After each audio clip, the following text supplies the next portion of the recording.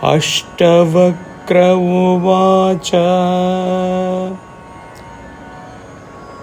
na te saṅghāsti kenāpi kim śuddhastyaktumicchasi saṅghātavilayaṃ kurvannevameva layaṃ vraja.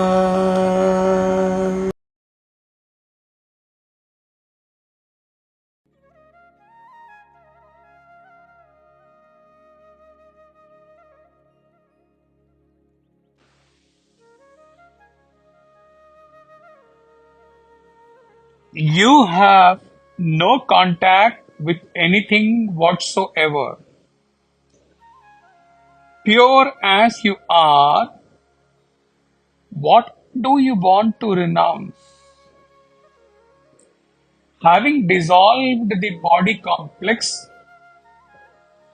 enter into laya, the state of dissolution.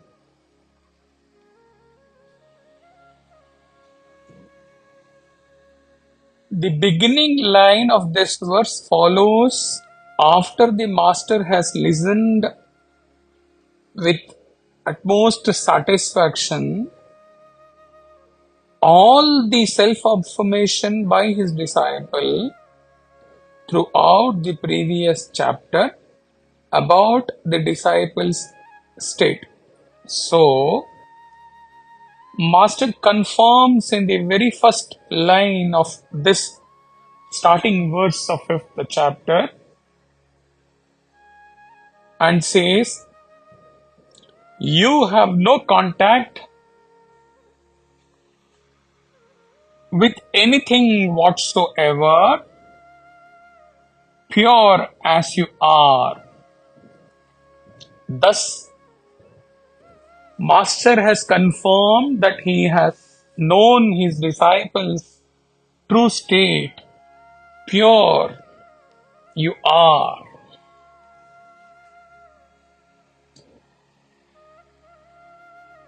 As for the Master and disciples coming together for a purpose, this one expression completes the purpose. But however, the treatise continues for mumukshus to read and contemplate for centuries to come.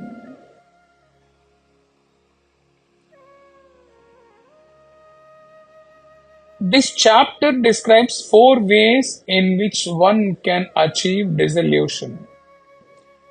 The first method is described here in this first verse. The Sanskrit word laya has multiple meanings. It can mean union, dissolution, extinction, deep concentration, deep absorption, etc.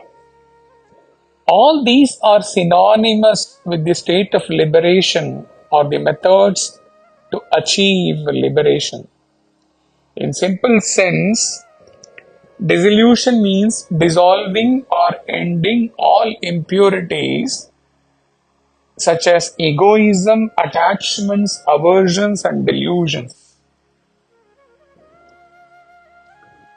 Ashtavakra confirms Janaka's state further when he says, having dissolved your body-mind complex. Dissolving the body-mind complex, when understood with the exposition on dissolution or laya given above, means dissolving all kinds of impurities, ego, attachment, aversion, delusion related to the body-mind complex. So, when you have already dissolved your body-mind complex thus, Ashtavakra is asking, what else do you have to renounce? Renunciation is not an outward practice. It is the spontaneous expression of inner detachment without any motive or desire, free from any motive and natural. Liberation is the state in which your mind becomes empty of all things that define and control you, and where your thoughts and actions do not produce any consequence for you. It is as if you have jumped into an ocean of tranquility without creating any ripples or noise. It is possible only when you have become non-existent and carry no weight in the literal as well as figurative sense. When you dissolve your ego mind, desires, memories, attachments, vasanas, etc., you will get rid of the darkness that gathers around you to attain final freedom. When Janaka has already been accepted as pure, as having dissolved the body-mind complex by his master, Master says, therefore, there is nothing else left in you for renouncing. You are already a renunciant in true sense. Therefore, says Ashtavakra to Janaka, enter into laya, the state of dissolution. When dissolution is complete in all respects, one achieves oneness with the self. The state of liberation is the state of complete dissolution.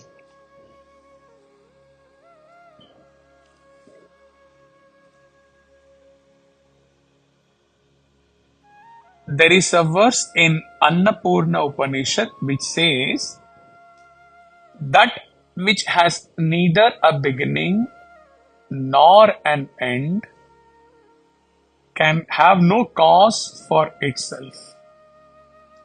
Therein dissolve your mind, intellect, equipment, and remain ever undisturbed.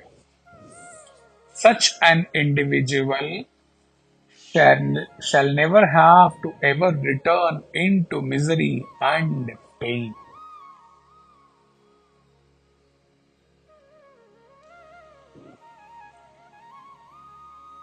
The invocation shloka or the dhyana shloka in Avadhuta Gita says, by divine grace,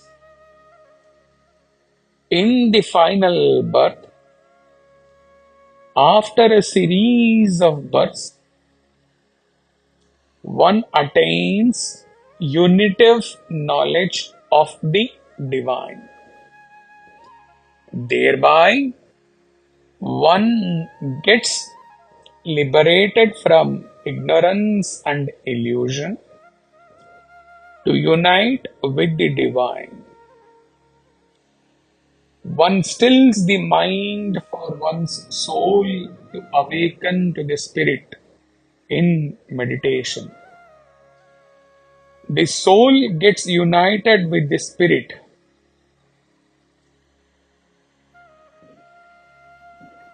only with divine grace.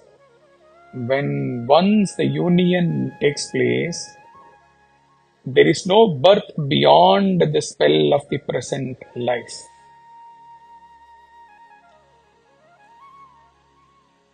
Laya in its true sense, is the permanent stillness of mind referred in the Dhyana Shloka above.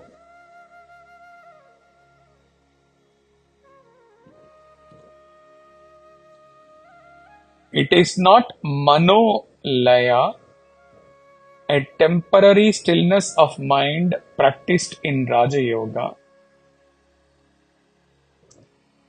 but total dissolution of mind, mano nasha.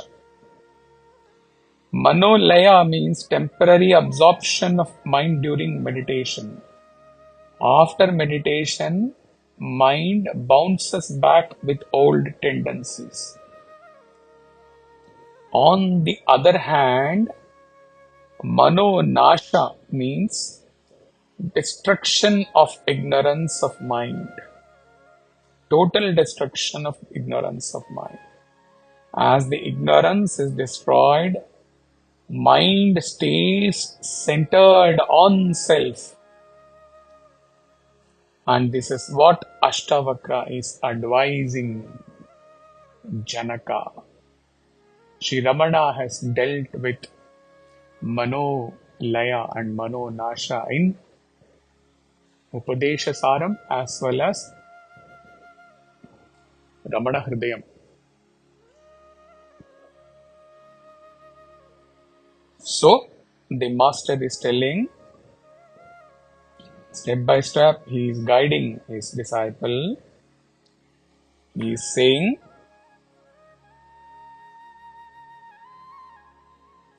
now you have no contact with anything whatsoever. Now you have become pure.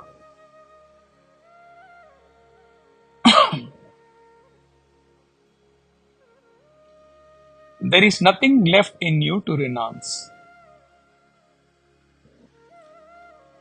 Already you have dissolved your body complex. Now, my last instruction is enter into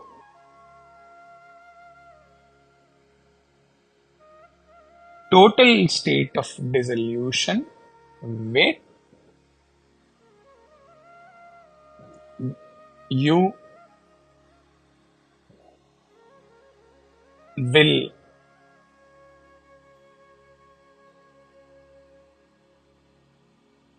end in total stillness of mind and will get united with the divine. This is the instruction. This evam eva layaṃ vraja will continue in the further 3 verses. All this instruction to enter into total dissolution in the 5th chapter contains 4 methods split up into 4 verses.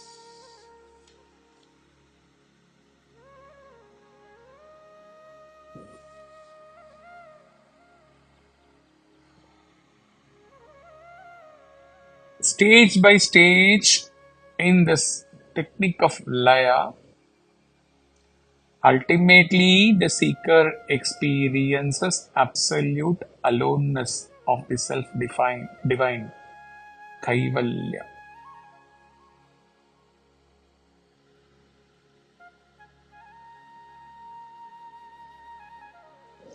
To contemplate upon the Supreme Self with such intensity and consistency that the mind has no accommodation to entertain thoughts of the body or the sense objects, is the state of total dissolution, writes Chinmaya.